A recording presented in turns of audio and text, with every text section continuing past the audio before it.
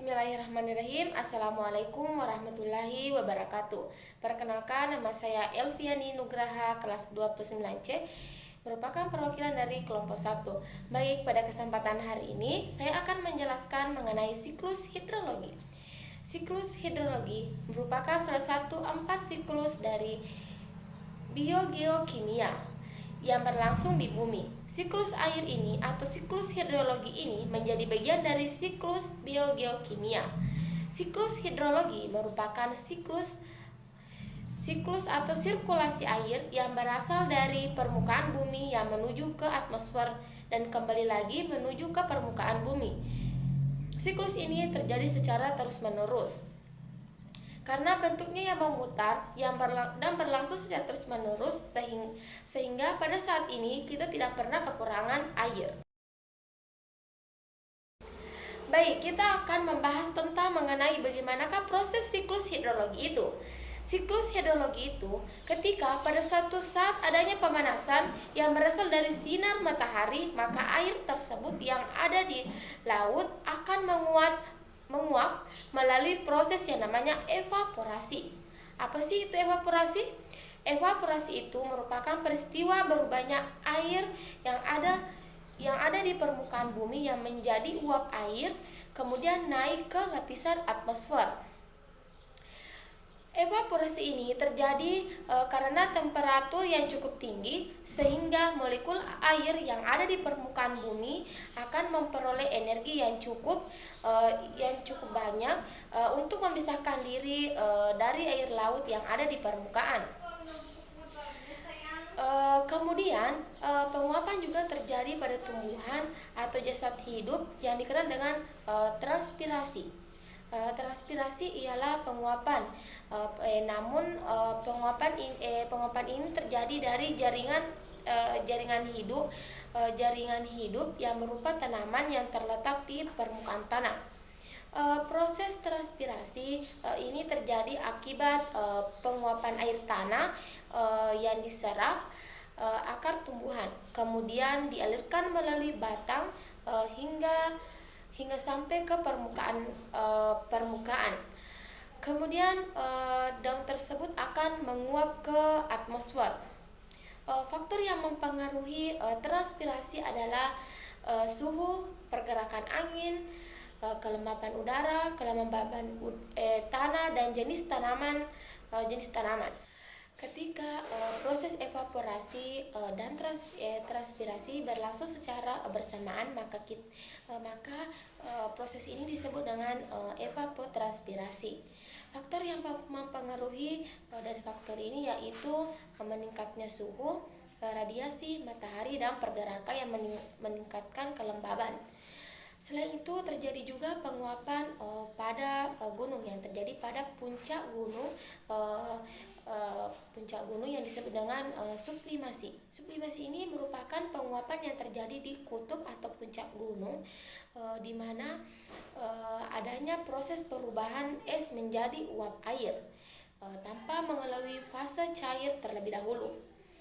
Ketika uap-uap air akibat proses evaporasi dan transpirasi berubah menjadi uap-uap air, maka pada suatu saat ketinggian tertentu maka uap air akan mengalami kondensasi.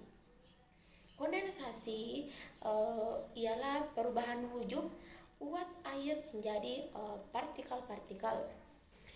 Pada partikel-partikel titik-titik air dengan ukuran yang sangat kecil akan setelah melalui proses penguapan. Kondensasi dipengaruhi oleh ketinggian udara rendah pada ketinggian tertentu, dan partikel-partikel titik-titik air tersebut kemudian saling berdekatan dan membentuk namanya awan. Karena adanya angin, awan-awan tersebut akan bergerak menuju ke daratan. Dalam proses ini dikenal dengan namanya adveksi. Kemudian pada suatu saat awan-awan tersebut berkumpul dan mencapai titik jenuhnya, maka akan terjadi presipitasi. Presipitasi ini merupakan perubahan wujud uap air menjadi curah hujan atau jatuhnya air dari atmosfer ke permukaan bumi. yang dikenal dengan namanya hujan.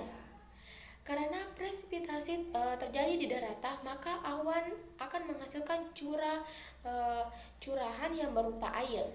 Ketika presipitasi terjadi di daratan tinggi dengan tekanan udara yang rendah, maka awan akan menghasilkan curahan dalam bentuk salju atau es.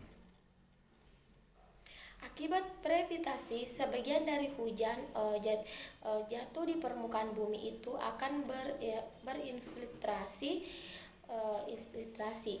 Infiltrasi ini merupakan proses masuknya butir-butir air hujan yang jatuh ke permukaan bumi ke dalam tanah melalui pori-pori tanah. Sebagian dari infiltrasi tersebut ini akan mengalir ke aliran tanah yang disebut dengan perkolasi. Kemudian ada juga bagian terus menjadi cadangan air tanah atau groundwater table. Terdapat infiltrasi, kemudian hujan turun akan masuk menyusup ke tanah, dan ada juga yang sebagian mengalir ke permukaan yang disebut dengan runoff. Dari proses runoff ini, air akan mengalir ke sungai, kemudian akan mengalir ke laut lagi. Lebih singkatnya, kita akan menjelaskan mengenai bagaimana itu siklus hidrologi. Saya akan memperlihatkan gambar mengenai siklus hidrologi. Jika terjadi terdapat sinar matahari, sehingga terjadilah namanya penguapan pada air laut yang disebut dengan evaporasi, kemudian dan terjadi juga pada tumbuhan yang disebut dengan transpirasi, sehingga kedua proses ini akan membentuk sebuah awan. Awan tersebut akan berpindah atau mengalami perpindahan karena adanya angin. Setelah itu awan tersebut akan membentuk curah hujan. Curah hujan tersebut akan sebagian membentuk es atau salju, kemudian ada juga yang turun ke bagian daratan. Air hujan tersebut akan turun ke daratan yang disebut dengan proses presipitasi. Sebagian dari air tersebut akan masuk ke dalam pori-pori tanah yang disebut dengan infiltrasi. Kemudian setelah infiltrasi akan melakukan proses namanya perkolasi. Setelah itu ada juga air hujan tersebut akan mengalir yang disebut ke sungai dengan proses namanya runoff. Setelah itu air tersebut akan mengalir ke sungai, kemudian air tersebut akan mengalir ke laut. Dalam siklus hidrologi ini secara terus-menerus akan mengalami proses sehingga kita tidak pernah mengalami namanya kekurangan air. Baik, itulah secara singkat mengenai siklus hidrologi. Terima kasih. Assalamualaikum warahmatullahi wabarakatuh. Bismillahirrahmanirrahim. Assalamualaikum warahmatullahi wabarakatuh. Perkenalkan, nama saya Ainul Fajrin dari kelas 29C kelompok 1. Saya akan menjelaskan tentang siklus oksigen dan karbon. Dalam prosesnya, siklus oksigen dan karbon terjadi karena adanya bantuan dari sinar matahari. Ketika matahari bersinar, maka tumbuhan baik di perairan maupun di daratan akan mengubah karbon dioksida atau CO2 menjadi senyawa karbon organik dan melepaskan oksigen ke atmosfer melalui proses fotosintesis. Misalnya, di perairan ganggang hijau di laut, apabila terkena matahari, maka ganggang hijau tersebut akan menyerap karbon dioksida atau CO2 tersebut untuk proses fotosintesis untuk membentuk cangkang karbonat yang tersimpan sebagai kapur. Kemudian hasil fotosintesis berupa karbon organik akan dilepas kembali ke atmosfer. Sama halnya di perairan, di daratan, pada tumbuhan melakukan proses fotosintesis dengan bantuan oleh sinar matahari, dan kemudian hasil dari fotosintesis tersebut akan dilepas kembali ke atmosfer. Namun sebagian karbon organik atau hasil fotosintesis dalam tumbuh-tumbuhan dimanfaatkan untuk aktivitas filogis. Proses itu sendiri melalui proses respirasi. Nah, proses respirasi pada tumbuhan menghasilkan oksigen. Kemudian sebagian dari oksigen akan dilepaskan ke udara. Dan sebagian lagi akan dihirup, disalurkan, dibagikan oleh manusia, dihirup oleh manusia atau hewan. Manusia dan hewan juga bisa melakukan respirasi. Namun proses hasilnya berbeda dengan tumbuhan. Proses respirasi manusia dan hewan akan menghasilkan karbon dioksida dan uap air atau reaksi C6H12O6 dan 6 molekul O2 yang menghasilkan 6 molekul CO2 dan 6 molekul H2O. Karbon dioksida dihasilkan respirasi manusia dan hewan akan kembali atmosfer atau biasa juga diserap oleh tumbuhan. Ketika manusia, hewan, dan tumbuhan mati, maka semua senyawa organik tubuhnya akan diurai oleh decomposer berupa bakteri. Bakteri ini akan membebaskan karbon dioksida dari jasad mati ke udara atau ke dalam air. Sebagian jasad makhluk hidup ini ada yang sulit untuk diuraikan sehingga membentuk fosil-fosil. Fosil ini digunakan untuk pembuatan bahan bakar fosil yang digunakan untuk aktivitas manusia. Pembakaran bahan bakar fosil akan melepaskan karbon dioksida kembali ke atmosfer. Nah, itulah penjelasan mengenai siklus oksigen dan karbon. Kurang lebihnya mohon dimaafkan. Assalamualaikum warahmatullahi wabarakatuh. Perkenalkan, nama saya Merlina Sari. Baik, di sini saya akan menjelaskan siklus nitrogen. Berikut penjelasannya. Nitrogen adalah salah satu unsur yang sangat berpengaruh bagi kehidupan makhluk hidup. Jumlahnya di atmosfer mencakup 78 macam. Namun makhluk hidup tidak dapat langsung menggunakannya. Nitrogen tersebut harus dikonversi ke bentuk-bentuk yang dapat digunakan oleh makhluk hidup. Langsung saja kita akan menjelaskan siklus nitrogen. Siklus ini berawal dari jatuhnya nitrogen bersama air ke dalam tanah. Ketika di tanah, nitrogen ini tidak dapat langsung diambil oleh tumbuhan. Namun ada beberapa tumbuhan yang dapat menyerapnya, yaitu tumbuhan yang bersimbiosis dengan bintil akar.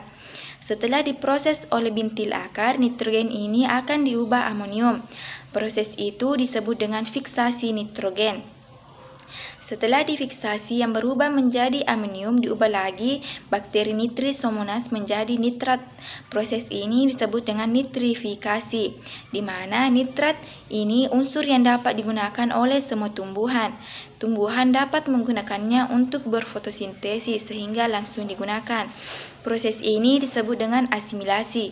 Jika ada tumbuhan atau hewan yang mati akan menjadi bangkai. Bangkai tersebut akan diurai oleh decomposer, yaitu fungsi bakteri aerob atau anaerob.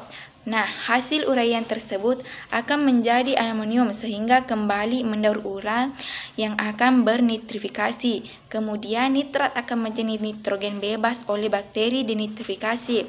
Mengapa? Karena pada nitrat tersisa dalam tanah. Dengan ini, nitrat akan berubah menjadi nitrogen dan akan kembali menjadi atmosfer dan nitrogen bebas yang berada pada atmosfer. Kemudian akan mendaur ulang terus-menerus. Sekian video dari saya. Wabillahi taufiq wal hidayah. Wassalamualaikum warahmatullahi wabarakatuh. Akan menjelaskan tentang jaring-jaring makanan. Berikut penjelasannya. Jaring-jaring makanan adalah gabungan dari rantai makanan yang berhubungan dan dikombinasikan atau digabung dalam satu ekosistem.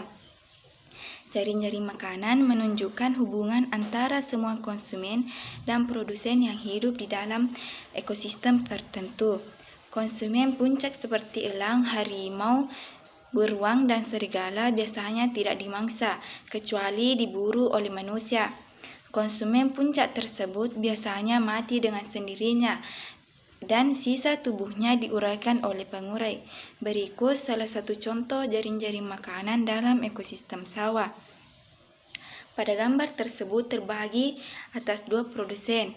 Yang pertama adalah padi. Padi akan dimakan oleh tikus, dimakan oleh ulat, dan dimakan oleh belalang. Lalu belalang dimakan oleh katak. Kemudian katak dan tikus dimakan oleh ular. Kemudian ular dan katak dimakan oleh burung elang. Pada sawi, sawi akan dimakan oleh ulat, ulat dimakan oleh burung pipit, dan terakhir burung pipit dimakan oleh burung elang. Sekian dan terima kasih. Wabillahi taufiq wa hidayah. Wassalamualaikum warahmatullahi wabarakatuh. Assalamualaikum warahmatullahi wabarakatuh. Perkenalkan, saya Nur Aulia Rahmadani. Di sini saya akan menjelaskan mengenai siklus piramida makanan. Piramida makanan adalah suatu gambaran secara umum yang berhubungan antara komponen biotik dalam sebuah ekosistem. Dalam sebuah ekosistem, tumbuhan sebagai produsen yang mempunyai jumlah populasi yang lebih besar dibandingkan dengan trofik yang lainnya. Jumlah dari populasi produsen lebih besar dari konsumen 1, konsumen 2, konsumen 3, dan seterusnya hingga sampai dengan konsumen puncak. Adapun beberapa jenis piramida.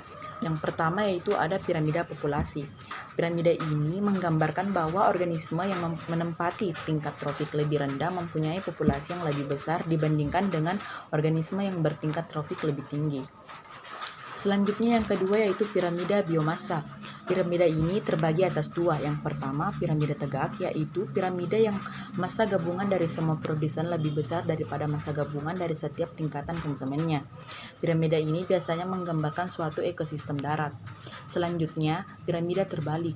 Piramida terbalik ini adalah piramida yang menggambarkan massa gabungan dari produsen-produsennya yang lebih kecil dari massa gabungan dari konsumennya. Contohnya itu ekosistem perairan. Selanjutnya yang terakhir yaitu piramida energi. Pada piramida energi ini terjadi penurunan energi pada setiap tingkat trofik. Semakin tinggi tingkat trofiknya, jumlah energi akan semakin mengecil, di mana produsen sebagai tingkat trofik pertama yang memiliki energi yang lebih besar dibandingkan dengan konsumen-konsumen di tingkat trofik yang lebih tinggi. Baik, itulah penjelasan dari saya sekiranya. Wassalamualaikum warahmatullahi wabarakatuh.